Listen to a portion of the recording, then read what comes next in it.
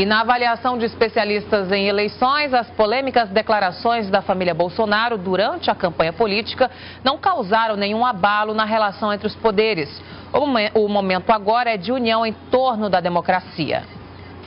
Durante a campanha para presidente, diversas declarações polêmicas foram ligadas ao Supremo Tribunal Federal e que tiveram bastante repercussão. Mas e agora? Como é que deve ficar a relação do presidente da República com o STF? Para esse advogado, as declarações feitas não afetam em nada o relacionamento do Executivo com o Judiciário, já que não é de hoje que isso acontece. Se a gente for parar para pensar em declarações polêmicas, embora o Bolsonaro tenha algumas falas, contundentes em alguns aspectos, as declarações mais polêmicas que eu acompanhei nos últimos anos, todas são de petistas, pessoalistas, de gente que defende desde a tomada do poder, a gente que defende a guerra armada, o derramamento de sangue. A gente viu isso acontecer em pronunciamentos de dentro do Palácio, na época do impeachment da ex-presidente Dilma. Para Joaci Loura, que também é advogado, ele acredita que a relação jurídica entre os poderes não ficou abalada, já que a função da justiça é garantir a aplicação da Constituição. Acho que apesar das declarações de parte a parte, porque todo mundo tinha muito medo, ou pelo menos tinha algum receio, e de alguma forma tinham sim um certo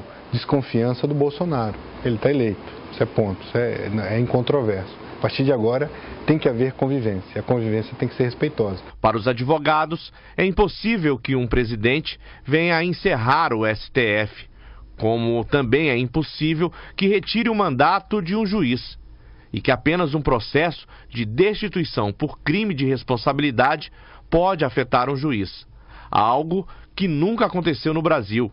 Por isso, confiam em muito no judiciário brasileiro. Eu confio no judiciário, eu sou advogado, eu acredito no trabalho da magistratura como um todo, acredito no trabalho dos tribunais, de todas as cortes brasileiras. Eu acho que, no fundo, embaixo de cada uma daquelas togas, há um brasileiro preocupado com o seu país. Então, se um tem uma inclinação ideológica, política para um lado e para o outro, eu acho que quando eles vestem aquela toga, eles deixam isso de lado e fazem o trabalho que precisa fazer. Confio no judiciário. Aqui em Rondônia, por exemplo, nós temos um judiciário muito, muito eficiente, um dos melhores do Brasil, tive uma experiência de passar pelo judiciário eleitoral, sei muito bem como funciona. E, sem dúvida alguma, é de um dos nossos pilares. Eu não vejo como as pessoas acham que é o maior poder. Não, ele é um poder, assim como o legislativo, como o judiciário e como o executivo. Merece respeito, mas há aí como Montesquieu fez essa divisão aí, há sempre um respeito recíproco que tem que ter entre um e outro poder. E o que dizer do relacionamento do novo presidente em relação à aprovação de projetos? Para alguns desses projetos acaba sendo inconstitucional. Para que um projeto ele saia do campo, vamos dizer, político, pelo menos jurídico, a gente prepara um projeto de emenda à Constituição. O presidente manda até a Casa Legislativa respectiva, há uma discussão, há uma aprovação por 3/5 da Casa, em 2 turnos, E aí envia o próprio Congresso Nacional, ele faz a promulgação daquela emenda à Constituição. E aí entra no mundo jurídico em vigor. E aí vem, por exemplo, o Ministério Público, um partido político que tem legitimidade e entra com uma ação direta de inconstitucionalidade, por exemplo. E um ministro do STF vai, vamos dizer, numa liminar, suspende os efeitos daquela lei. Existem, assim, alguns contrassensos, existem incompatibilidades entre o discurso e a prática que precisam ser analisados, pelo nosso Congresso, enfim, por todas as instituições.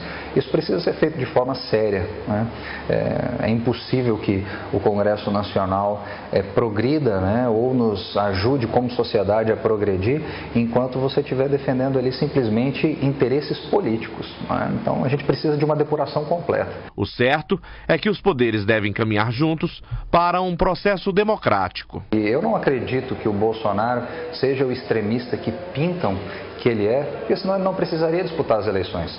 Ele escolheu a via democrática, a mais árdua de todas, para chegar ao poder. Bom, em primeiro lugar, parabéns, Eduardo Copanax, por essa reportagem. Muito legal, elucidativa, que nos traz à luz aí uma discussão de dois grandes especialistas sobre esse assunto que eles estavam ali debatendo, doutor Joacir Loura Neto, doutor Richard Campanari, e que faz com que a gente tenha que ser obrigado a fazer uma profunda reflexão. Quando diz ali que o doutor Campanari fala que não acredita que o Bolsonaro vai agora chegar lá e cometer desatinos, olha, eu vou dizer uma coisa para vocês, vamos parar para pensar agora. Ele tem sobre os ombros dele agora a responsabilidade de dirigir os destinos de uma nação. Uma coisa, um motorista idiota, imbecil, eu vou fazer agora uma figura, vou criar uma alegoria. O motorista, ele irresponsavelmente pega um carro e sai por aí rodando a toda velocidade, enfim, está sozinho no carro e vai. Outra coisa é um motorista que pode até ser um aloprado, mas quando ele vai, por exemplo, pega um carro cheio de crianças dentro, os filhos dentro, os sobrinhos dentro do carro, quer dizer, senhoras, ele vai dirigir diferente, ele vai pilotar diferente, ele vai ter cuidados que ele não teria, talvez, se ele estivesse sozinho. E isso é do ser humano, isso é do ser humano. E eu tenho certeza que assim que o Bolsonaro assumir, e agora já, porque já começa a mudar o discurso, já mudou o discurso, inclusive, mas quando ele pegar a caneta, quando ele sentar naquela cadeira, quando ele enfiar a faixa no pescoço, vai dizer, puxa vida, eu estou com toda essa responsabilidade, eu estou com o Congresso me observando, eu estou com o Judiciário, o STF, olhando para mim, para ver as questões constitucionais, os meus atos, se são constitucionais ou não. Milhões de brasileiros passando fome, dependendo dos acertos dele para resolver os problemas da economia, os problemas da previdência, os aposentados desesperados que acreditaram no discurso dele. Não é assim. O homem não pode ser um aloprado, nem tem o direito de ser. E se era, vai ter que deixar de ser. Vai ter que deixar de ser. Porque não há lugar para um aloprado assumir uma presidência da República. E eu tenho certeza que ele vai fazê-lo com a mais absoluta serenidade. Ah, mas ele vai errar. Bom, se ele errar, aí ele vai ter que responder pelos erros dele. E ele é humano, ele vai errar muito também. E Deus que o ilumine para acertar mais do que erre. Agora, que Deus ilumine esses também que estão torcendo para ele errar, que estão torcendo para ele se quebrar, porque tem gente sim na oposição que já está falando bobagem, torcendo para o presidente quebrar a cara, e esquecendo que se o presidente falhar, o povo é que vai se lascar. Só que esses que estão torcendo pelo quanto pior melhor, não estão nem aí pelo país, porque eles não têm projeto de Brasil, eles têm projeto de poder, e o povo os colocou no seu verdadeiro lugar, que é o limbo, e que façam oposição e têm competência para fazê-lo, mas façam uma oposição límpida, cristalina, decente, honesta, responsável, demonstrando amor a esse país e não ódio ao presidente que os derrotou. É isso o que nós brasileiros exigimos de vocês. Oposição responsável.